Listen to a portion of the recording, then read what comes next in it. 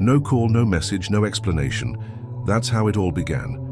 On March 12th at 6:34 a.m., a public health agent was called to attend to an unusual emergency in a small rural village 90 kilometers from Itabuna, Bahia. All the residents, without exception, were found unconscious, lying on the floor of their houses or standing up with their eyes open, but completely absent. Breathing. But as if their minds had been switched off. All but one. A young man of 22 was found alone, locked inside an abandoned shed on the outskirts of the village, dirty, exhausted, and shivering. He didn't speak. He didn't answer. He only held a handheld camera, his fingernails digging into the side of it as if it were the only thing keeping him there. The camera contained a single folder, File 22. What you're going to hear now is a faithful reconstruction of the most important excerpts from this material. The images cannot be shown for legal reasons, but what has been narrated will suffice. It all started days before, when he accepted an invitation to spend the vacations with his family in that village far from the world. He never imagined that the trip would begin so quietly. The young man arrived in the village in the early afternoon, after a long drive, with the streets deserted and the heat stifling. The invitation came from a distant relative who had lived there for years. The idea was simple, to spend a few days in an isolated place, far away from everything. A break, away from the pressure of the city. The village looked almost like something out of a painting. Wooden houses, well-kept gardens, and the soft sound of birds in the background. A place that at first glance seemed welcoming. When he arrived, he was greeted by an elderly man with a calm smile and calloused hands. He said that his arrival was awaited. The warmth of the village seemed to somehow embrace the young man, as if it were the end of a long journey. The first few days were simple.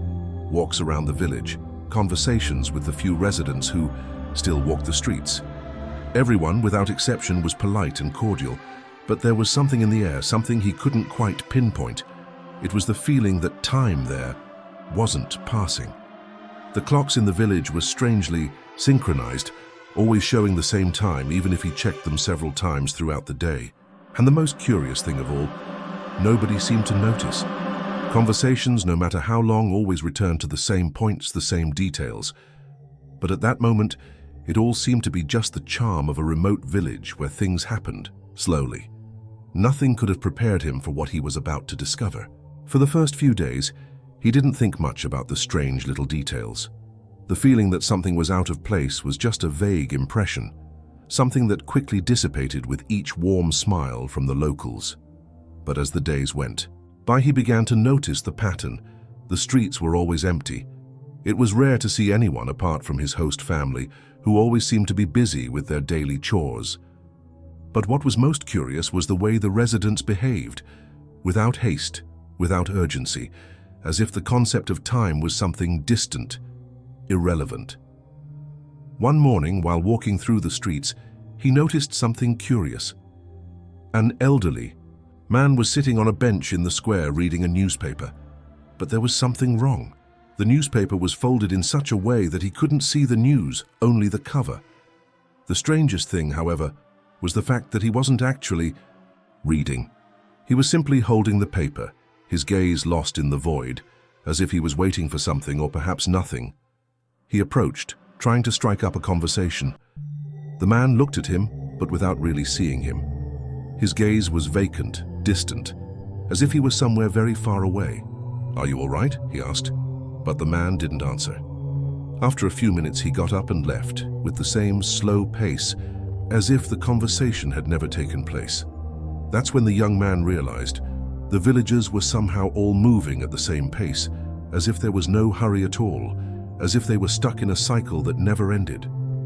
And at that moment, he began to understand that perhaps time there was not what he had imagined. It was late at night when he first heard the strange sound. He was in the small house where he was staying, trying to relax. The sound seemed to come from the street, something distant but getting closer by the minute. It was a murmur, as if several people were talking at the same time, but they couldn't understand the words. A mixture of muffled voices mingling with the wind that was blowing hard outside. Curious, the young man got out of bed and looked out of the window. At first glance, everything seemed calm, but when he looked closer, he noticed something that gave him goosebumps. The shadows in the streets didn't move as they should. People stood in their usual places, as if they were frozen in time, but not really in a state of rest. They seemed frozen, and at the same time, alive. And he realized that something was wrong with them. It wasn't just the lack of movement, it was the fact that they were all somehow doing the same things at the same time, as if they were following a repeated script. He decided to investigate. Over the next few days, he began to look around the village more thoroughly. He talked to some people, observed their behavior. Everyone seemed to be living a routine, but a dead routine. They talked about the weather, how things never changed, how the climate was always the same. A sultry heat, the sky always overcast. That's when he came across an old woman who seemed to be the only person willing to talk to him. She whispered, "You've noticed, haven't you? Nobody goes out here and nobody comes in.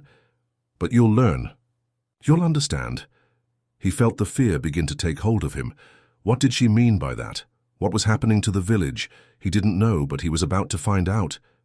It was hard to ignore the feeling of being trapped. He no longer knew how. Many days had passed since his arrival, but what had started out as a quiet visit was turning into an invisible prison. Every step he took through the streets of the village seemed heavier, as if the air itself were thick, as if he were being swallowed up by a force he didn't understand. The old lady, who apparently knew more than the others, began to appear at unexpected moments. Whenever he approached anywhere, she was there, watching him, as if she had been following him from afar. But that afternoon, she finally decided to talk to him. "You're beginning to realize it, aren't you? They aren't like you. They don't live, but they're still here." The young man felt a shiver run down his spine. He tried to question her further, but she just smiled, an empty, strange smile. "You'll stay too. You'll understand soon enough. There's no way out. They always come back." That night he had his first nightmare. He dreamed of the villagers all together in a circle, with their eyes fixed on him without saying a word.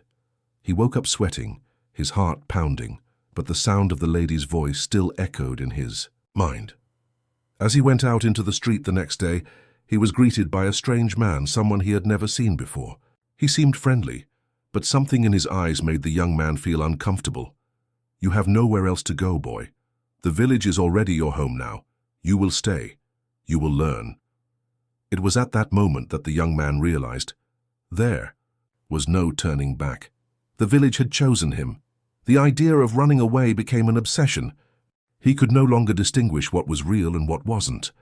The village, once simple and peaceful, now looked like a prison without walls. Every street he walked along seemed to return to the same point. Every turn, every corner, led him back to the central square, where the sound of lifeless voices seemed to call him. The morning he finally decided to escape, he took the little he had brought with him and ran.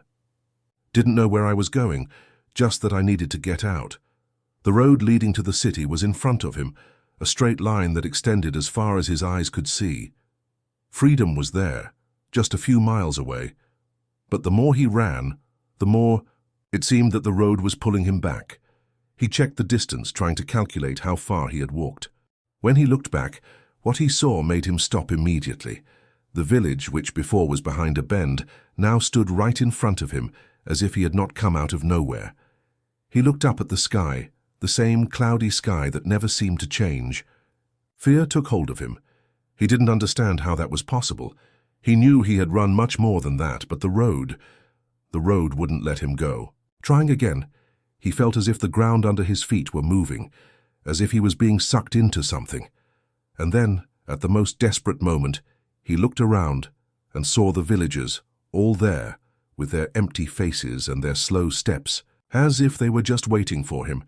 It was as if he had never left, as if he could never leave. With each escape attempt, the feeling of being stuck in the village became more unbearable. The young man was exhausted, physically and mentally. Time, which before seemed to pass slowly, now seemed torn, interrupted, as if reality itself was fragmenting around it. He tried to rationalize. But the more I thought about it, the more confused everything became. He saw himself at a breaking point. There was no more strength to fight against what was happening. The old lady's words echoed in her mind. You will understand. You will learn. What did she mean? What did he have to understand?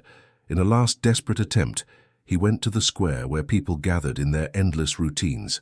He screamed, asked for help, but no one answered. The sound of his own words dissolved in the dense air of the village, as if nobody could hear him. That's when he met the lady again. She was there, looking at him with a melancholy smile, as if she knew that everything he had done up to that moment was doomed to failure. She approached him, touching his shoulder with a slight pressure. You can't leave, you'll stay, like everyone else before you. Time is eternal here. You will learn to live like this. He didn't know what to think anymore. Reality was becoming so distorted that he could no longer trust his own thoughts. Maybe it's better to stay, he whispered to himself, the sense of resignation taking hold of him. The camera trembled, and his last recording was lost in a silent pause, as if the world itself had stopped. The image of the village, his eternal prison, stood before him. He would no longer try to escape, because in the end he knew the village would never let him go. The last image recorded showed his face, marked by acceptance of what he now knew to be his only reality. You can't leave. You'll stay, like everyone else before you. Time is eternal here. You will learn to live like this. He didn't know what to think anymore. Reality was becoming so distorted that he could no longer trust his own thoughts. Maybe it's better to stay, he whispered to himself, the sense of resignation taking hold of him. The camera trembled, and his last recording was lost in a silent pause, as if the world itself had stopped. The image of the village, his eternal prison, stood before him. He would no longer try to escape, because in the end he knew the village would never let him go. The last image recorded showed his face, marked by acceptance of what he now knew to be his only reality. If you've come this far, it's because something in this story has trapped you. So leave your like, subscribe to the channel, and activate the bell. Because believe me, there's a lot more coming, and you don't want to miss out on what's coming.